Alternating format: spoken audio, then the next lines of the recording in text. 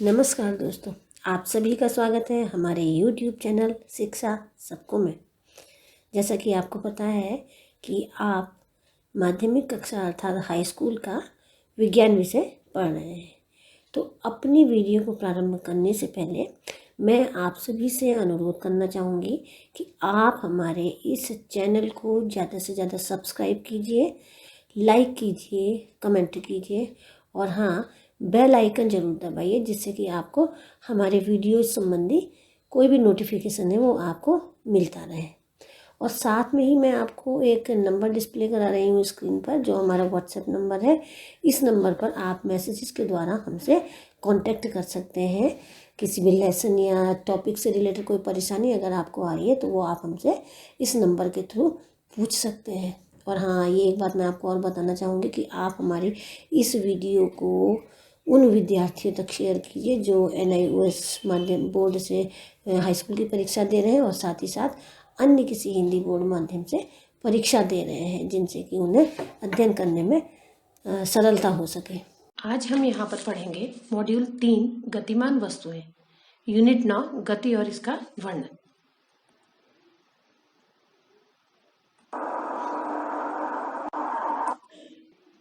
अब हम पढ़ेंगे एक समान और असमान गति। अब देखिए एक सारणी आई, थोड़ा सा हमें एक समान और असमान गति से ही थोड़ा सा इसके नाम से ही हमको पता चल रहा है। एक समान गति की अगर बात करें तो देखिए सारणी हमारी, वस्तु A की स्थिति में परिवर्तन की दर समान है और वस्तु B की स्थिति में परिवर्तन की दर असमान है। अब हम सारणी में जाते हैं। ऊपर जो टेबल है ये हमने समय बताया हुआ है 0 सेकेंड, 10 सेकेंड, 20, 30, 40, 50 सेकेंड्स में। A की स्थिति, वस्तु A है और वस्तु B है, दो वस्तुएं हैं, तो A की स्थिति को हम x1 से दिखा रहे हैं, B की स्थिति को x2 से। ये है मीटर में। तो जब 0 सेकेंड था तो A की स्थिति 0 थी। अभी हम A की स्थिति की बात कर रहे हैं। जब 10 सेकंड था तो वस्तु की स्थिति जो थी वो 4 मीटर थी। जब 20 सेकंड था तो 8 मीटर थी। 30 सेकंड था 12 मीटर थी। 40 सेकंड था 16 मीटर थी। 50 सेकंड था 20 मीटर थी। अब इसे देख के आपको कुछ पता चल रहा होगा कि देखिए पहले और दूसरे समय के बीच का अंतराल गैप कितना है, 10 सेकंड। 10 माइनस 0 10। इन दोनों के बीच का अंतराल भी 10 सेकंड। 20 माइनस 10 10। इसका भी 10, इसका भी 10 करके भी आप देख सकते हैं माइनस करके। 50 माइनस 40 10। यहाँ पे 10 सेकेंड्स का हमने डिफरेंस लिया हुआ है। और x की जो A की स्थिति की अगर हम बात करें तो देखिए A की स्थिति की बात करें तो वो 0 थी, समय 0 पे वो 0 थी, समय 10 पे 4 थी, समय 20 पे 8 थी, 12 थी, 16 थी, 20 थी। अब आप इन दोनों के बीच का भी देखेंगे तो 4 minus 0 4, 8 minus 4 4, 12 minus 8 4, 16 minus 12 again 4, 20 minus 60 4। तो समय के समान समय के अंतराल में जो दूरी का अंतर है वो भी सेम है, दूरी बिल्कुल सेम बनी हुई है। दूरी में परिवर्तन भी जैसे जैसे समय में समान परिवर्तन हो रहा है, दूरी में भी समान परिवर्तन हो रहा है। ऐसा नहीं है कि 10 सेकंड में यहाँ वो 6 मीटर चल गया हो, यहाँ पे 4 मीटर ना। 10 सेकंड में, पहले 10 सेकंड में 4 मीटर चला, दूसरे 10 सेकंड में वो 4 मीटर और चला, तीसरे 10 सेकंड में वो 4 मीटर और चला, चौथे 10 सेकंड में वो 4 मीटर और चला, पांचवें 10 सेकंड में वो 4 मीटर और चला। हर 10 सेकंड में वो 4-4 मीटर चला। तो इस प्रकार की गति को हम बोलेंगे एक समान गति, मतलब समय के समान अंतराल में गति में जो परिवर्तन है वो भी समान है। तो वस्तु A की स्थिति में परिवर्तन की दर, स्थिति में जो परिवर्तन की दर हो रही है, स्थिति इसको बोल रहे हैं, स्थिति में परिवर्तन 4 से 8, 8 से 12, 12 से 16, 16 से 20, 4-4 मीटर का डिफरेंस है। तो वस्तु A की स्थिति में परिवर्तन की दर समान है, किंतु वस्तु B की स्थिति में परिवर्तन की दर असमान है। ये देख सकते हैं आप, जैसे हमने ऊपर समझा। पहले देखिए 0 सेकंड में 0 थी, B की स्थिति की बात कर रहे हैं, x2 की। अब हम 10वें सेकंड में वो 4 थी, ठीक है। दूसरे 10 सेकंड में वो 12 हो गई, 4 से सीधे 12 हो गई। देखिए 0 से 4 हुई, यहाँ 4 का अंतर था। 4 से 12 तो 12 माइनस 4 8, यहाँ पे 8 सेकंड का डिफरेंस है, सॉरी 8 मीटर का डिफरेंस है। 12 में से जब 4 माइनस करेंगे तो 8 आएगा।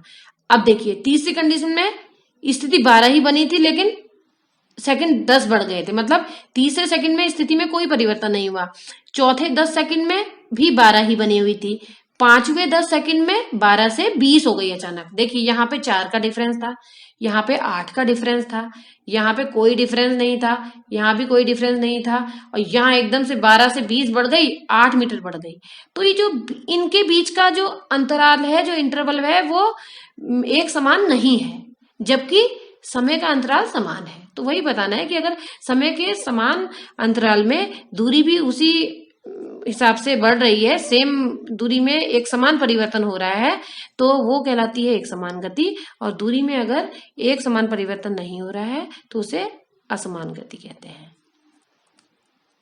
तो ऐसी गति जिसमें एक वस्तु समय के समान अंतराल में समान दूरी तय करती है, एक समान गति कहलाती है, ये वाला केस।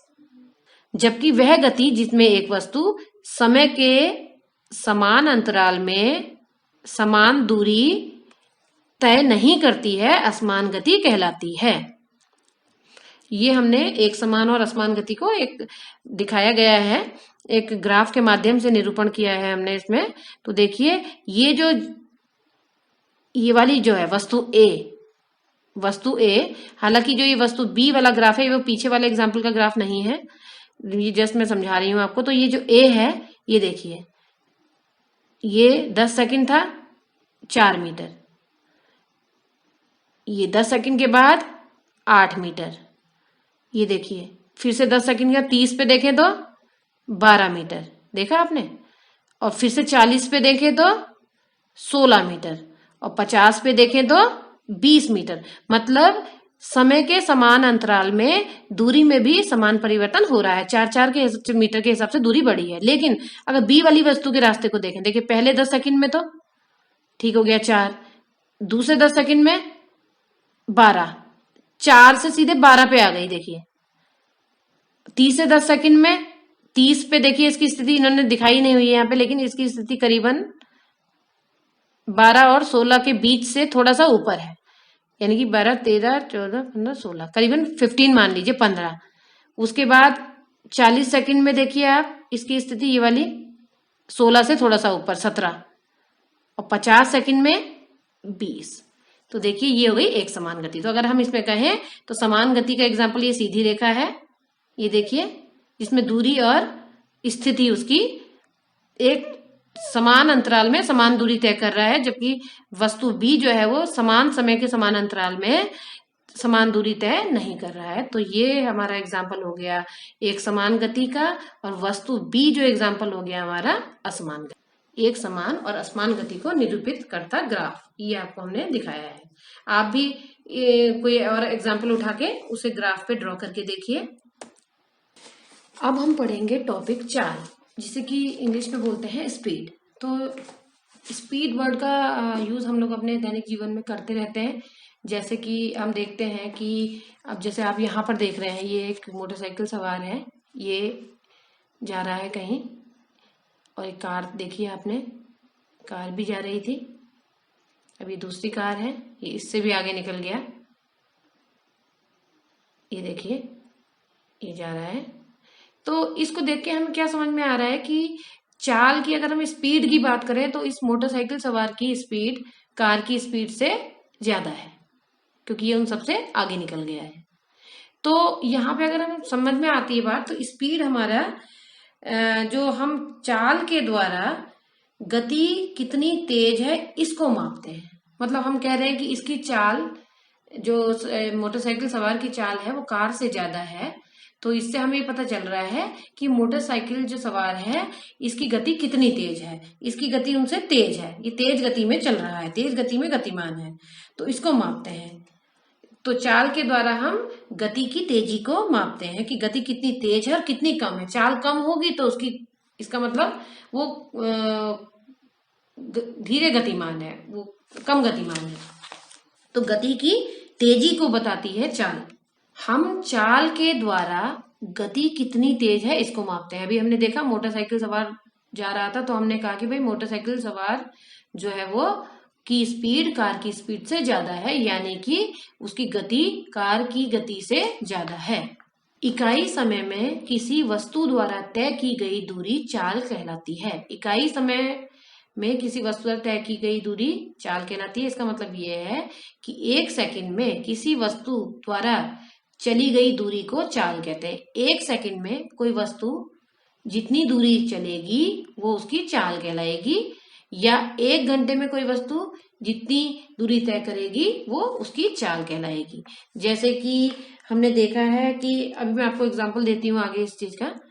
तो अभी हमने चाल की बात की कि चाल जो होती है वो तय की गई दूरी और इकाई समय में तय की गई दूरी होती है। तो चाल का जो सूत्र होता है, जो चाल का फॉर्मूला होता है, वो होता है तय की गई दूरी डिवाइडेड बाई समय अंतराल। डिवाइडेड बाई मतलब तय की गई दूरी बट्टा समय अंतराल। तो इसको आपको याद कर लेना है कि चाल बराबर दूरी बट्टे समय, ये भी बोला जाता है।